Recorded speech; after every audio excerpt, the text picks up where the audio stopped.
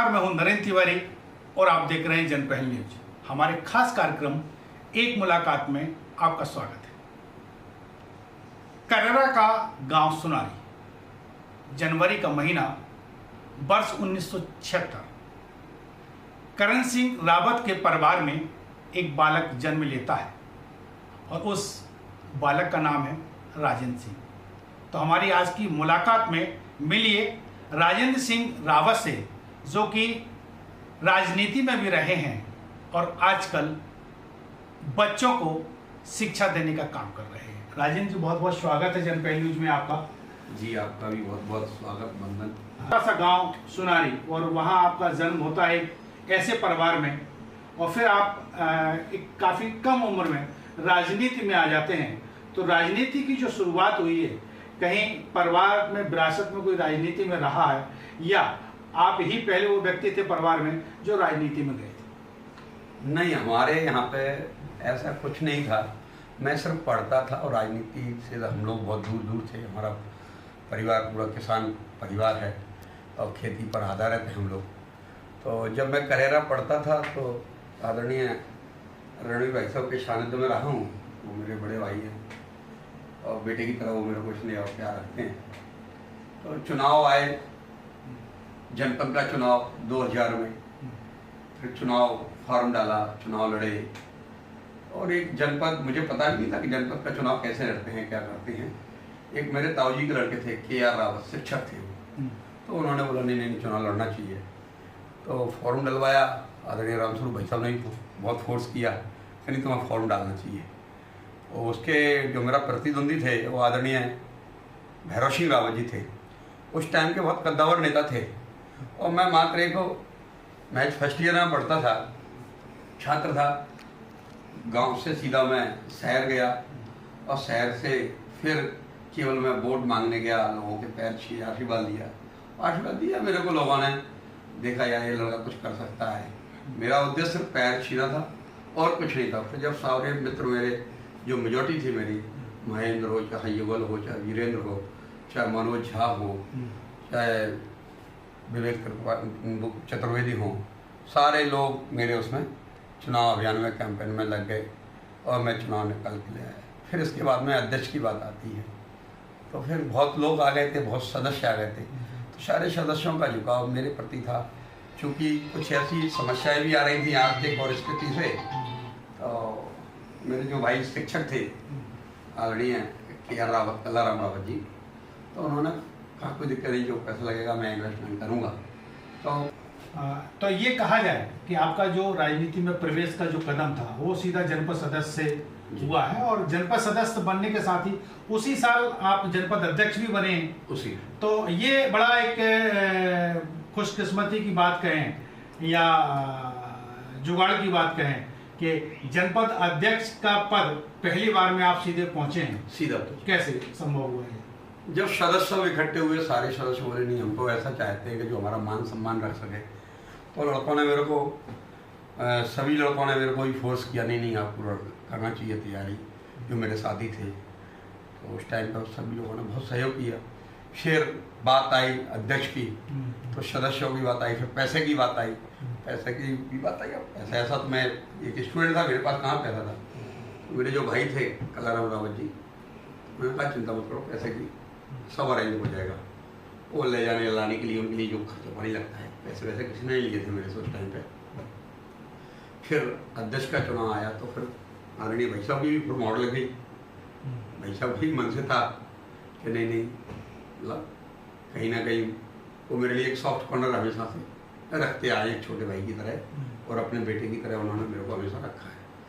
वो अध्यक्ष का चुनाव हो गया। मेरे को ये भी पता नहीं अध्यक्ष होता क्या है। एक साल तक तो मेरे को ये भी पता नहीं था कि अध्यक्ष होता क्या है। मैं खेलता रहा और मैं यहाँ बहुत कम रुकता था नरवर। जब एक दिन आदरणीय रणवीर जी भाई तो बोले कि आपको अध्यक्ष बनाया वहाँ पर रहने के लिए, ना कि करेरा रहने के लिए। वहाँ जाओ, लोगों की समस्या सुनो, बैठो। मैं हालांकि उनको फॉलो करता था, एक एक बात कैसे बात करते हैं, कैसे वो बोलते हैं, कैसे वो करते हैं। फिर उस टाइम से मैंने उनको फॉलो करना चालू कर दिया कि मैं मतलब मैं सीखता था उनसे।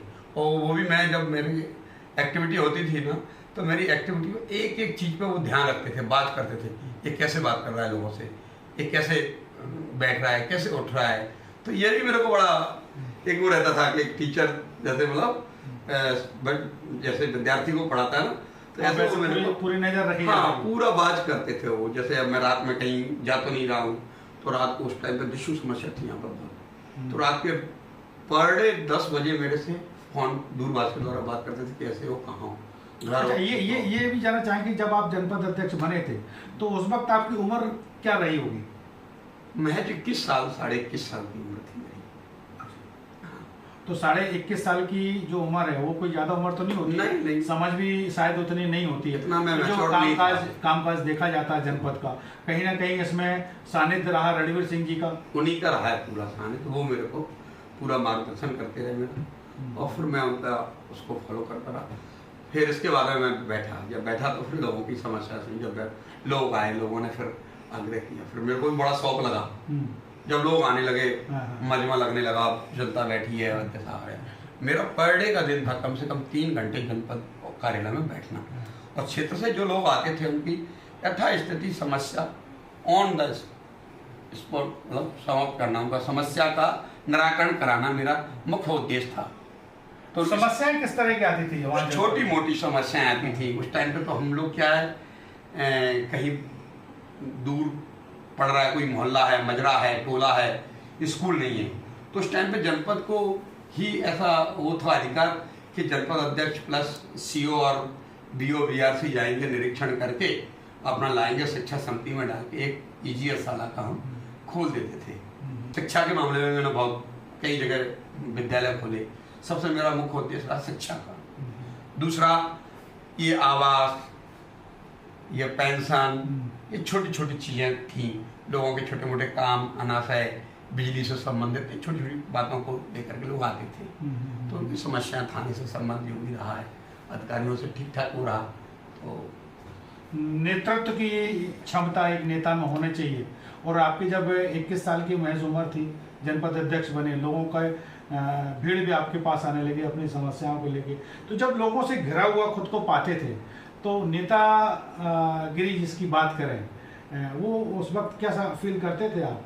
नहीं, ऐसा कुछ नहीं। मैंने कभी अपने आप को ईगो नहीं पाला, ना कभी मैंने किसी को एक मेरा मतलब मैं कुछ हूँ, नहीं। मैं जब भी लोगों का रिस्पेक्ट जैसे करता था, जब मैं कुछ नहीं था तब भी मैंने वैसे ही सेवा की।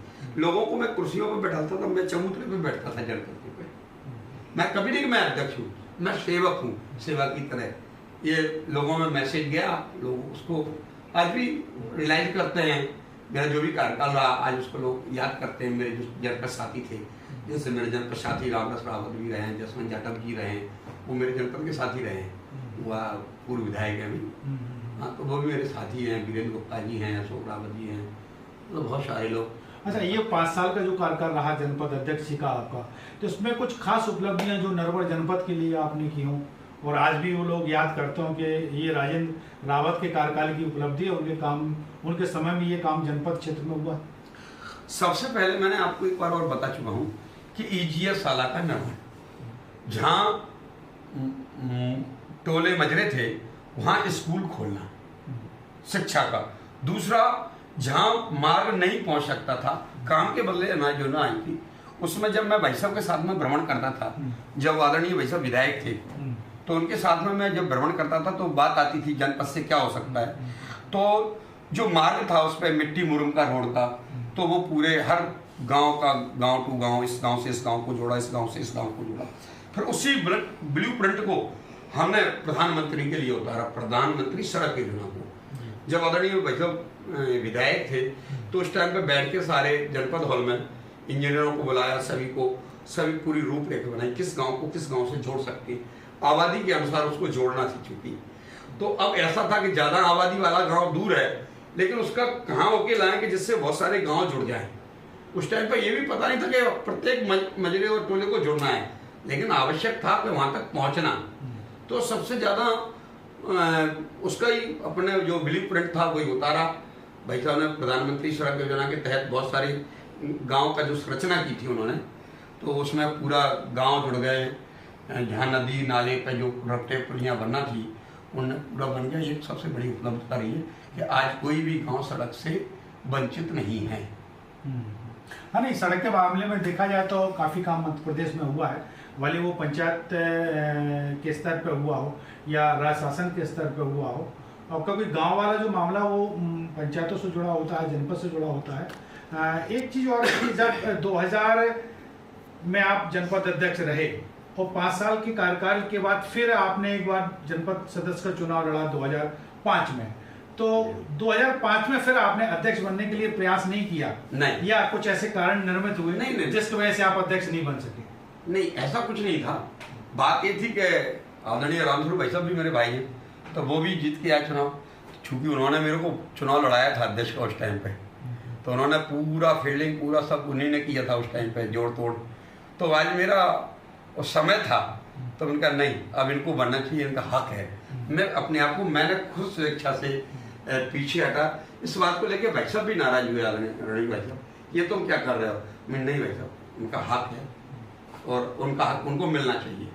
तो ऐसे करके हम बारी बारी फिर भाभी बनी। फिर विगत मुकेश खटीक जी के टाइम पे मेरे आरक्षण हो गया, मुकेश खटीक जनपद अध्यक्ष रहे, तो मेरे छोटे भाई की बहू उपाध्यक्ष रही है जनपद में।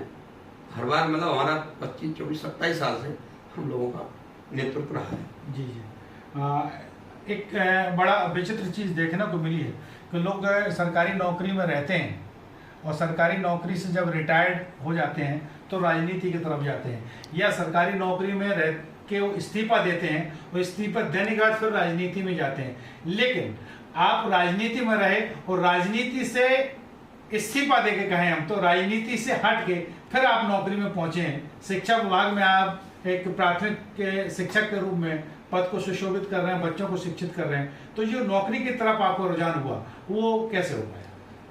क्या था कि मैं उस टाइम पे देखता था कि जब मैंने बहुत सारे टीचर बनाए तो उनका मानदेय उस टाइम पे बहुत अच्छा हो गया। और जब 2008 में मैं सबसे पहले 97-98 में EGS अनुदेशक रहा हूँ औपचारिक केंद्र का, तो 2008 में गुरुजी परीक्षा पात्रता परीक्षा हुई, उसका मैंने एग्जाम दिया।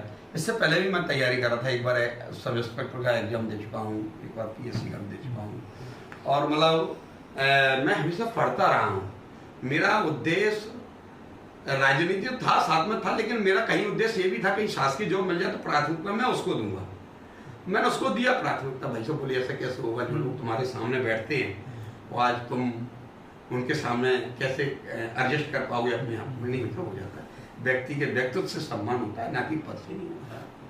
तो मैं बढ़िया खुश हूँ और आज मैं जिस क्षेत्र में हूँ मैं प्रयास करता हूँ भाई साहब कि बच्चों को मैं कुछ दे सकूं और कुछ अनुभव अपने उनको शेयर करता हूं, और ज़्यादा से ज़्यादा प्रयास करता हूं कि मेरे जो जिस गांव में मैं पोस्टेड हूं तो उस गांव के हालात मतलब कुछ ऐसे ही थे, बच्चों को कम भेजना पसंद करते थे, वो शिक्षा की ओर कम था, तो उनको समझाया बुझाया, लोगों के साथ में बैठे संवाद किया, तो उनको लगा तो बच्चे आ रहे हैं आजकल, कुछ बच्चे सीख भी रहे हैं वहाँ पे।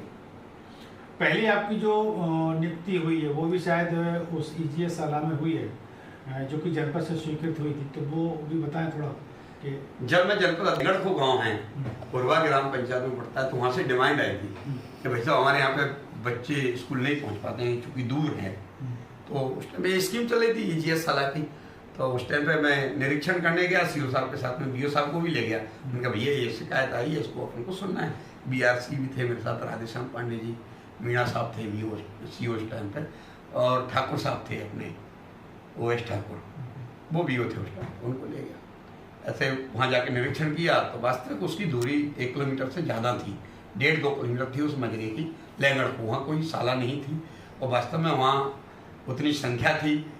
तो जब हम गए निरीक्षण करवाया तो EGS शाला घोषित हुई, वहीं का एक लड़का कोई टीचर बना दिया था, वो मेरी टाइम पे बनाया था, आज मैं उसी में पोस्टेड हूँ। ये मेरा सौभाग्य है। और मेरी जो ज्वाइनिंग हुई थी ना, वो आदरणीय रणवीर भाई साहब ने खोली थी, नया गांव हरजन बस्ती, वो उन्होंने खोला था जहाँ मैंने 2018 में ज्वाइनिंग ली थी। अब मैं वर्तमान में यहाँ आ गया हूँ लेंगड़ को, जो मेरे द्वारा खोली गई थी, आज मैं उसी में नौकरी कर रहा हूँ। एक चीज़ और के चूँकि अब तो आप सरकारी सेवा में हो, लेकिन शुरुआत से आप संघ से जुड़े रहे, और संघ और बीजेपी अगर बात करें तो बीजेपी में जो लोग होते हैं वो संघ के लोग अधिकतर होते हैं और उनकी बड़ी महत्वपूर्ण भूमिका होती है।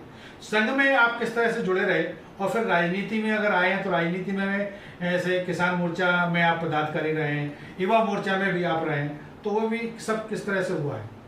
क्या तो जब मैं पढ़ता था करेरा 98, 99 में, 94 में, तो वहाँ गोपाल दत्त त्रिपाठी जी थे, तो वो संघ का काम देखते थे और श्री राम रावकर जी थे उस टाइम पर। तो वो हमको और महेंद्र को, मेरा मित्र महेंद्र है, महेंद्र सिंह रावत, जो भाई साहब का साल है, तो हम दोनों को पहले उन्होंने प्राथमिक वर्ग कराया। जब हम प्राथमिक वर्ग करके आए फिर हमने शाखा लगाई करेरा डांस बंगले पर, शाखा लगाते थे शामकालीन। मैं उसको बोल रहा हूँ बहुत सारे स्वयंसेवक खड़े किए उस टाइम पर। जैसे कि एक दिन मेरे को राजेश जी मिले जो करेई हैं, तो वो कह रहे आपका मैं शाखा का वो रहा हूँ स्वयंसेवक। मेरे को याद है सरस्वती शिशु मंदिर के जो भैया बहन थे मैं ले जाता था, वहाँ शाखा लगाता था, खिलाता था, खेल खिलाता था। फिर मैं प्रथम वर्ष किया उज्जैन से, और उस टाइम पे हितानंद जी भाई साहब जी मेरे साथ थे, वो समय दे के चले गए, मैं वापस आ गया। फिर इसके बाद में अध्यक्ष बना, अध्यक्ष के बाद में फिर 2005 तक मैं अध्यक्ष रहा। फिर भारतीय जनता पार्टी का मंडल महामंत्री बनाया गया नरवर का, फिर 2 बार मंडल अध्यक्ष, फिर मैं जिले का महामंत्री रहा किसान मोर्चे का। इसके बाद में 2 बार मंडल अध्यक्ष बनाया गया मेरे को भारतीय जनता पार्टी ने। फिर मैं बीच में ये ज्वाइनिंग आ गई मेरी, कोर्ट से केस जीत गया, तो फिर मैंने पुनः ये ज्वाइन कर लिया अपना, अब इस्तीफा दे दिया था फिर उस टाइम। राजनीति में तो चूंकि अब सरकारी पद पर रहते हुए अपन कुछ नहीं कर सकते हैं, लेकिन संघ की जो शाखाएं लगती हैं या संघ से तो सरकारी कर्मचारी जुड़ा हुआ रहता है, तो संघ में क्या अभी भी आप हैं या शाखाएं ज्वाइन करते हैं? अभी भी इस तरह की भूमिका संघ में? अभी भी मैं संघ का काम करता हूँ। जब भी मैं वर्तमान में भी दायित्व है मेरे पे, हाँ, जिला गौ सेवा उसका अध्यक्ष हूँ, संयोजक हूँ मैं जिला गौ सेवा। जिला मेरा शिवपुरी पड़ता है संघ की दृष्टि से, और मैं शुरू से संघ की विचारधारा से जुड़ा हूँ। संघ से ही मेरी जो काम करने की क्षमता मिली है वो वहीं से मिली है मेरे को, कहीं से। संघ से मैं शुरू से जुड़ा रहा हूँ। उस टाइम पे भी था जब मैं राजनीति में नहीं था, तब भी मैं संघ में था, और राजनीति में रहा तब भी मैं संघ में रहा, और अभी भी संघ में हूँ, और मरना उपरांत तक भी संघ में रहूँगा। अच्छा, ये राजनीति का जो कीड़ा होता है, ये एक बार अगर किसी को लग जाए तो कहते हैं कि फिर वो कीड़ा जो है कुलबुलाता रहता है, राजनीति आदमी छोड़ नहीं पाता है।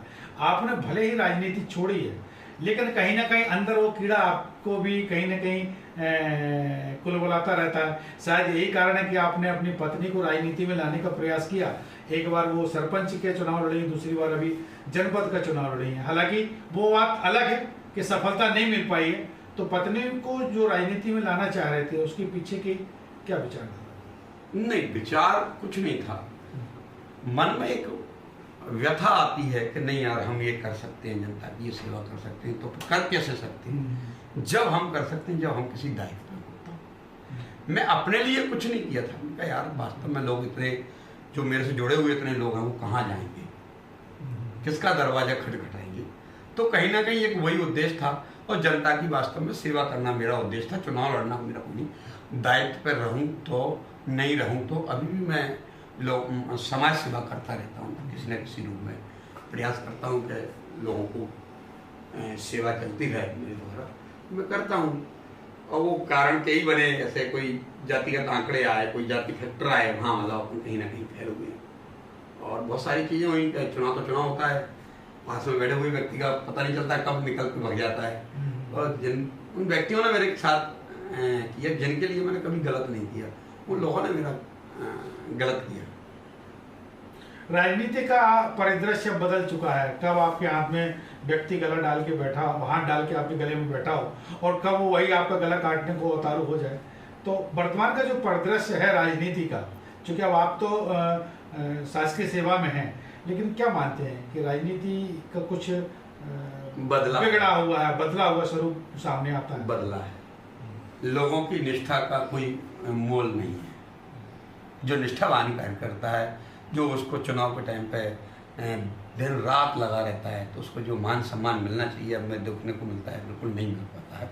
सिर्फ 4 इर्द गिर्द जो घूमते रहते हैं, जो जिंदाबाद के नारे लगाते हैं, बनने के बाद में पता चला वो 10 जगह जुड़े रहते हैं चुनाव से पहले। ऐसे लोग जब से राजनीति में सक्रिय हुए, और ये दल बदल की राजनीति चलती रहती है, इससे आहत भी होते हैं। ये अभी भी संगठनात्मक सही तरीके से काम नहीं चल पाता है कभी कभी, तो अभी मैं मंडल अध्यक्ष हूँ, बोलता हूँ कैसे काम करते हैं लोग, तो बड़ा गुस्सा आता है अपने आप में कि शायद ये गलत काम करें, मैं होता तो मतलब ऐसा करना।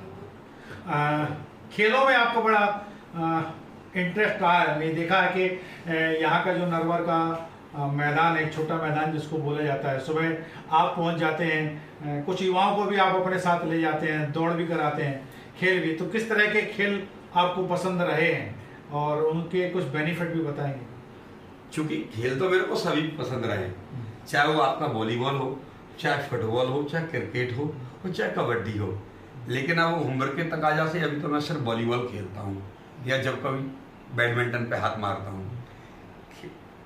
बच्चों को जो मैं नहीं कर सका उनमें से पकड़ता हूँ कौन कर सकता है, तो उसको मोटिवेट करता हूँ। लड़के आते हैं जो जिस खेल में रहता है उनको क्या असुविधा हो रही है, प्रयास करता हूँ उनको सुविधा करा सकूँ, मुहैया करा सकूँ। आजकल ग्राउंड भी अच्छा बन गया है नगर में। हमारे यहाँ के जो नगर पंचायत अध्यक्ष हैं संदीप जी महेश्वरी, उनकी पत्नी है परमा महेश्वरी, वो भी ध्यान दे रही है। मनोज जी महेश्वरी जी ने भी उस टाइम पर बहुत खेल को बढ़ावा दिया, तो उन्होंने मेरे कहने से और मेरे मित्रों के कहने से खेल ग्राउंड का बहुत निर्माण कार्य कराया उस टाइम पर। हाँ, सबसे पहले नींव ग्राउंड की रखी लक्ष्मीनारायण गुप्ता जी ने, तो उन्होंने भी रखी। फिर उसको और ज़्यादा सौंदर्यीकरण किया मनोज जी भाई साहब ने। अब उसको और अच्छा करने में लगे हैं संदीप जी भाई साहब। तो कहीं ना कहीं जो संस्था पे बैठे लोग हैं वो उनके पास भी हम चले जाते हैं, निवेदन करते हैं, तो वो सुनते हैं, वो करते हैं। व्यक्तिगत तौर पर देखा जाए आपके परिवार की अगर बात करें तो आपकी बेटियां भी जो है कबड्डी में उन्होंने बहुत कुछ हासिल किया है, तो वो भी आप बताएंगे कि बेटियों ने कबड्डी में हासिल किया, अब शायद बेटा भी उस राह पे है, तो क्या उपलब्धि पाई है? नहीं, बात यह है कि खेल से मानसिक तौर से भी और शारीरिक तौर से मजबूत होते हैं। जब आपका खेल नहीं होगा तो मुझे नहीं लगता कि आपका मानसिक रूप से भी आप मजबूत होंगे। जब आप शारीरिक मजबूत होंगे तो आप मानसिक रूप से भी मजबूत हो रहोगे। तो बच्चे भी मेरे बोला पापा हमको कबड्डी खेलना है, मैं खेल उठा। तो आज मेरी बड़ी बेटी है वो NLP से BPED कर रही है, ग्वालियर NLP से वो BPED कर रही है। छोटी बेटी है वो भी कबड्डी खेल चुकी है, अभी कबड्डी में अध्ययनरत है, कोच करती है, कोचिंग करती है। छोटा बेटा है वो भी कबड्डी प्लस वॉलीबॉल वो फुटबॉल खेलता है। तो अब मैं रोकता नहीं हूँ खेल के उसमें क्षेत्र में, जहाँ जाना है वहाँ जाओ आप खेलो, मैंने रोका नहीं है खेल के क्षेत्र में। मेरे को शौक है क्योंकि मैं खुद एक जो मैं नहीं कर सका मैं चाहता हूँ ये लोग कर सकें, इसलिए मैं लगा रहता हूँ पीछे। राजनीति से शिक्षा विभाग में आप पहुंचे हैं, तो क्या चाहते हैं बच्चों को जब वहाँ शिक्षा दे रहे हैं राजनीति का पाठ भी वहाँ पढ़ाते हों? क्योंकि आप एक राजनेता हो सकते हैं लेकिन स्कूल में कई नेताओं को आप पैदा कर सकते हैं। नहीं, वो तो खैर छोटे बच्चे हैं, वो तो इतना नहीं जानते क्या राजनीति होती है, क्या क्या होता है। लेकिन शुरुआत नींव वहीं से होती है, स्कूल से ही बच्चे नेता बनते हैं। कक्षा 5 में जब स्कूली नेता, स्कूली जो छात्र, लेकिन वो मेरे को वो जरूर नेता सर कहते थे। अच्छा, मेरे को सब जरूर, मैं जब स्कूल जाऊंगा कौन नेता सर आ गए, तो इतना जरूर कहते हैं। बच्चे वो जानते भी है, तो समझाता हूँ उनको, पढ़ाता हूँ कि वास्तव में उनको मतलब सही मार्गदर्शन हो चुके, इतना प्रयास करता हूँ मैं। मिनिमम जो स्कूल जाता हूँ उसमें से कम कंटिन्यूस में 2-3 घंटे, संख्या कम है बच्चों की, 2-3 घंटे उसको सही तरीके से शिक्षा का अध्ययन दिला सकूँ, प्रयास करता हूँ। जो मेरे को सरकार दे रही है उसका मैं कहीं ना कहीं वो पूरा करता हूँ। अभी कुछ भूमिका निभा पाते हो अलग तरीके से, भले ही आप शिक्षक हैं लेकिन कहीं ना कहीं लोगों की उम्मीदें तो रहती होंगी, जो क्षेत्र के लोगों का जुड़ाव है वो आपके पास आते होंगे, तो वो किस तरह से लोगों का काम करवा पाते हैं? अब जो कोई परिचित का रहता तो मैं उससे निवेदन कर लेता हूँ, वो कर देते हैं। नहीं अनपरिचित हुआ तो फिर माननीय भाई साहब को बोल देता हूँ, रणवीर जी भाई साहब को, तो भाई साहब वो ऐसे सोचता है तो फिर वो अपने तरीके से करते हैं। और नहीं है तो अपने जो अदमिनिस्ट्रेटिव लोग जो राजनीति में मेरे टाइम के उनको बोलते हैं यार इसकी समस्या है देख लो जरा। कभी कभी ऐसा ना हो जाता है, मैंने विधायक जी को भी बोल दी, विधायक जी भी रमेश खटी जी, चाहे वो जसवंत यादव जी हो, सब वो बोल देते हैं, अपने लोगों के लिए बोल देते हैं। आखिरी सवाल, राजनीति से नौकरी में गए हैं, अब नौकरी से सेवानिवृत्त होंगे तो क्या पुनः वापसी राजनीति में करेंगे? नहीं, ऐसा कुछ नहीं सोचा, राजनीति में तो नहीं। राजनीति में तो नहीं, इतना है कि राजनीति में नहीं। और फिर समय का कोई भरोसा नहीं है, बाद में समय क्या कहता है, समय की मांग क्या कहती है, ये मैं नहीं कर सकता। लेकिन अभी मन में ऐसा कुछ नहीं है कि मैं राजनीति करूं। कुछ कारण ऐसे नहीं, अब वो समय नहीं रहा है, वो व्यक्ति भी नहीं रहे, स्थायित्व वाले नहीं रहे। पहले जनमत समझता था, अब क्या है कि कहीं ना कहीं हम लोग कमजोर हैं किन्हीं न किन्हीं मामलों में, तो इसलिए जनमत भी कमजोर हो रहा है। मतलब जनता चाह रही है, हम जैसे लोग जो कुर्सियों पर बैठ के जनता की सेवा नहीं कर पाते हैं तो कहीं ना कहीं नकार देती है। तो कई लोगों नहीं कर पा रहे हैं, दायित्व को जो मिला है हमको सबको समानता से लेके चलना चाहिए, सामाजिक समरसता का काम करना चाहिए। ये भाव जब तक हमारे दिल में नहीं होगा, जब तक हम जनमत हासिल नहीं कर पाएंगे। मेरा उद्देश्य हमेशा सामाजिक समरसता को बढ़ाने का मकसद रहा है। सब लोगों को, सब समाज को, सब एक जाति विशेष की कभी मैंने राजनीति नहीं की। सर्वांगीण समाज को लेकर के मैं चलता हूँ। सर्वांगीण समाज आज मैं जाता हूँ तो मेरा इस्तेमाल करता है और मैं उनका तहे दिल से शुक्रगुजार हूँ कि आज भी वो मेरे को उतना ही सम्मान देते हैं जो जब मैं 20 साल पहले था, वो आज भी वो मेरे को मिल रहा है।